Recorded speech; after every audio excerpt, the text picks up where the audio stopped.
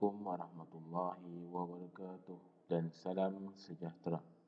Untuk mata pelajaran matematik pada hari ini, kita akan mempelajari satu tajuk iaitu nilai nombor. Jika sebelum ini kamu murid-murid mempelajari bagaimana mengenal nombor hingga 1000. Dalam tajuk ini, kita akan belajar berkaitan nilai nombor. So, apa yang murid-murid akan belajar di sini ialah yang pertama, murid-murid dapat menentukan objek bagi sebarang nilai nombor yang diberi. Yang kedua, murid-murid dapat memadankan kumpulan objek dengan nombor. Dan yang ketiga, menyatakan nilai tempat dengan nilai digit bagi sebarang nombor. Ini bermaksud murid-murid dapat menyatakan nilai-nilai pada nombor tersebut. Okey, kita pergi kepada contoh yang pertama. Diberikan contoh 3 kotak yang mana setiap kotak mempunyai biji guli. Saya contohkan dia sebagai biji guli. Okey, murid-murid perlu mengira biji guli tersebut yang ada di setiap kotak. Okey, sebagai contoh yang kita ambil, satu kotak ini mengandungi, kita nak tahu satu kotak itu mengandungi berapa. So, kita perlu mengira. Okey, baik, kita ambil 1, 2, 3, 4, 5. Okey, kita bilang satu baris ada 5 biji guli. Okey, baris yang kedua pula, 1, 2, 3, 4, 5. So, baris yang kedua juga mempunyai 5 biji guli. Okey. Ini bermakna setiap baris ini mempunyai jumlah yang sama. So, di sini kamu dah dapat menjawab berapa jumlah biji guli yang terdapat dalam gambar rajah tersebut. So, kamu ambil 5, 10, 15, 20. Kamu boleh menggunakan sifir ataupun mengira secara 1, 2, 3, 4, 5, 6, 7, 8, 9, 10, 11, 12, 13, 14, 15, 16, 17, 18, 19 dan 20. So, kamu boleh buat pilihan sama ada kamu mengira satu persatu ataupun kamu cuma mendarabkannya sahaja. So, murid-murid dah tahu satu kotak ini mempunyai 20. Kita bergerak kepada kotak yang kedua. Okey, jika dilihat jumlah yang terdapat di kotak yang pertama adalah sama dengan jumlah yang di kotak yang kedua. Ini bermaksud jumlahnya tidak berubah. So, kalau kamu tidak yakin dengan jawapan kamu boleh mengira sama seperti yang saya buat tadi. So, satu baris ada 5. So, ada berapa baris? Ada 1, 2, 3, 4. 5 didarabkan dengan 4 sama dengan 20. Ataupun kamu boleh kira dengan sifir 5, 10, 15, 20. So, ada 4 baris dan mana setiap baris itu mempunyai 5 biji guli. So, jika kita campurkan ataupun kita mengira satu-satu, so jumlahnya juga adalah 20. Sama juga di kotak yang ketiga, jumlahnya sama dengan kotak dengan 1 dengan 2. So, ini bermaksud jumlah di kotak yang ketiga juga adalah 20. Di sini, murid-murid perlu mencampurkan jumlah setiap kotak tersebut. Bermaksud, murid-murid perlu mencampur di kotak A, B dan C. So, berapa jumlahnya? 20 dicampur dengan 20 dan dicampurkan dengan 20. So, jawapannya adalah 60. Okey, baik. So, di sini kaedahnya adalah murid-murid dah boleh mengira satu persatu jumlah biji guli yang terdapat di satu kotak itu. Jika diberikan latihan, murid-murid pun boleh menggunakan kaedah yang sama. Kita bergerak kepada contoh yang kedua. Okey, dalam contoh ini terdapat 3 balang. Yang mana 3 balang itu saya telah masukkan beberapa biji guli. So, saya anggarkan di balang yang pertama ini saya letakkan 100 biji guli. 100 biji guli. So, saya tulis pun 100.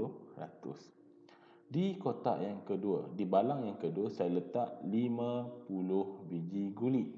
Saya anggarkan dia sebab kita membayangkan dia adalah 50 biji guli.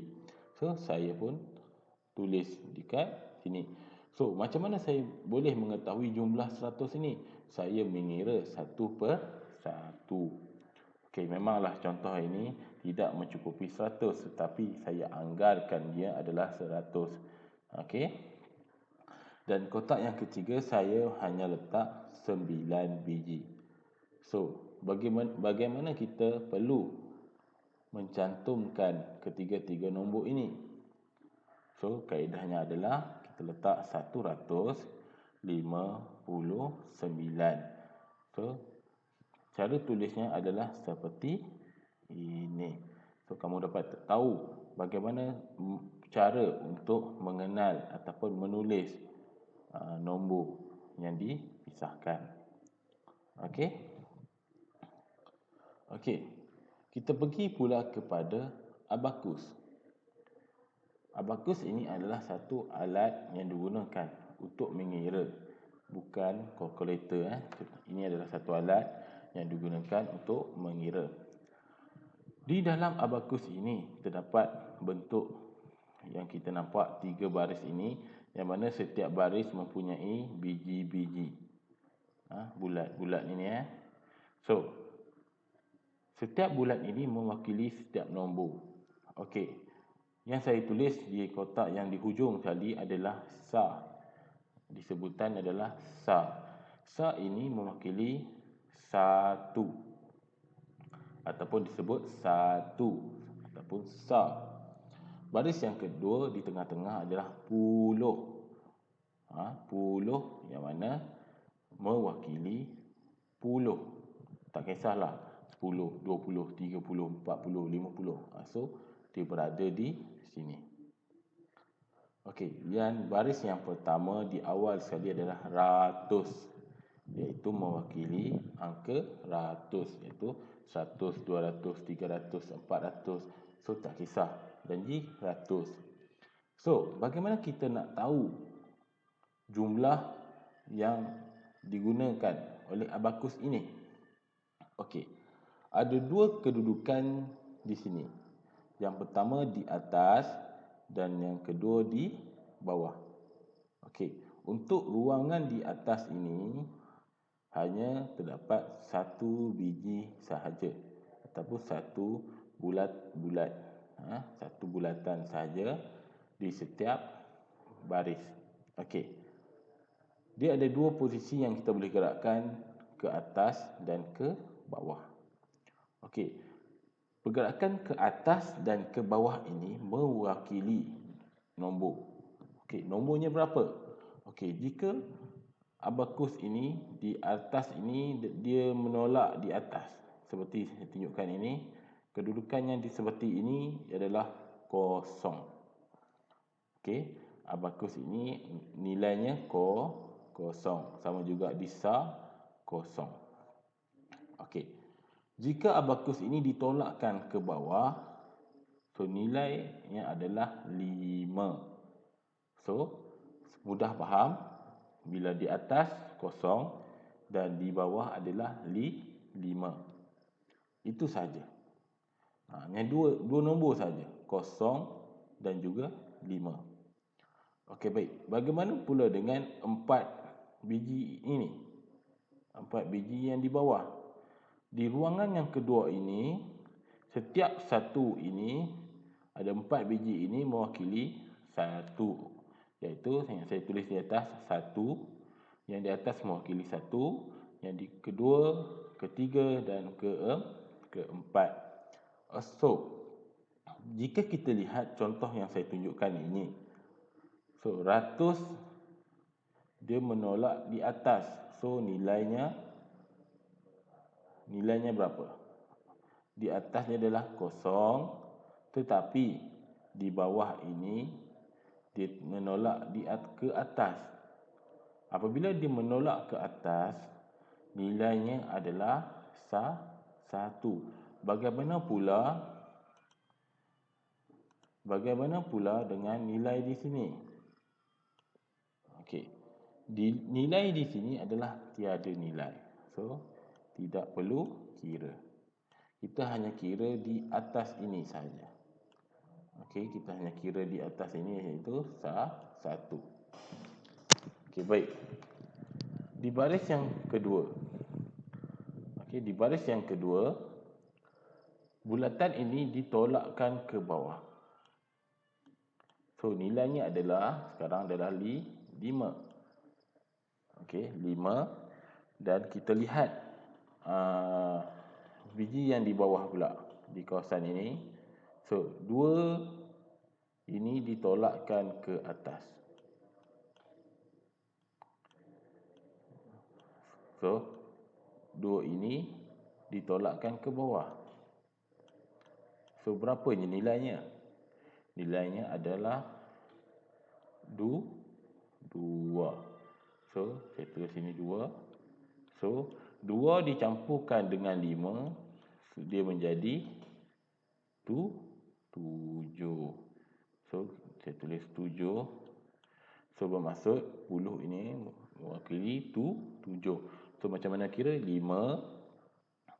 6, 7. Okey, di baris yang terakhir, bulatan ini ditolakkan ke atas, bermaksud kosong. Dan di bawah ini, 3 ni ditolakkan ke atas. So, bermaksud ini mewakili 3. So, ini kita tak kira sebab ditolak ke bawah. So, berapa jumlahnya sekarang? So, jumlahnya sekarang kamu boleh lihat di sini adalah 173. Okey. Kita pergi kepada tajuk seterusnya adalah nilai tempat dan nilai digit. Maksudnya di sini kamu perlu menentukan nilai tempat kedudukan nombor tersebut dan juga nilai digitnya. Okey. Kita bagi contoh nilai tempat. Nombor yang diberi adalah 756. Nombor yang diberi adalah 756. Sebutannya adalah 756. So, kedudukan nilai tempat adalah yang kita tadi ada 10, 100. So, kita buat kotak macam ini dan kita tempatkannya di kedudukan yang betul. So, 6 ini berada di kedudukan yang sah. So, kita letak ke sini. 5 pula kita letak di kedudukan yang puluh sebab dia berada dalam kedudukan puluh. Dan 7 kita letakkan di angka ratus. So, kita dah tahu sekarang nilai tempat bagi 756. Mudah sahaja. Okey, contoh lain. 479. Sebutannya 479. So, kita buat kotak seperti ini. kotak yang ada ratus, puluh, sak. So, 9 berada di kedudukan 9, iaitu sak. 7 berada di kedudukan puluh. 4 berada di kedudukan ratus. Bila kita sebut sekali lagi, 400. 4 berada di ratus. 70. 70 kita letak di puluh. 9. 9 kita letak di sak. Faham? Saya harap murid faham. Okey, kita lihat pula nilai digit. Kita nak tahu kedudukan nombor ini. Macam mana kita nak tulisnya? Okey, 267. Sebutannya 267. So, ditandakan 6. Ditandakan 6 sebagai kita nak cari nilai digitnya. Kita sebut sekali, 267. 67. Saya ulang, 67. So, kita dengar, 60.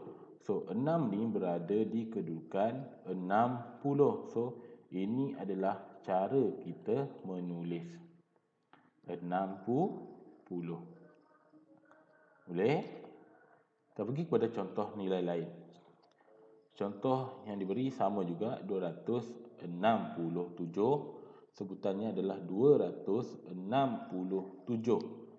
So, digariskan angka 2. 2 ini adalah kedudukan berapa?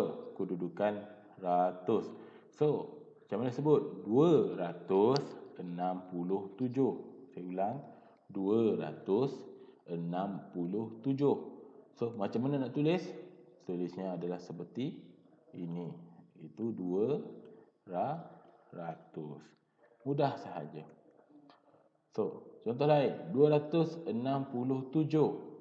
So, dibulatkan angka 7. Kita sebut lagi 267. 7 tiada apa-apa yang di belakangnya.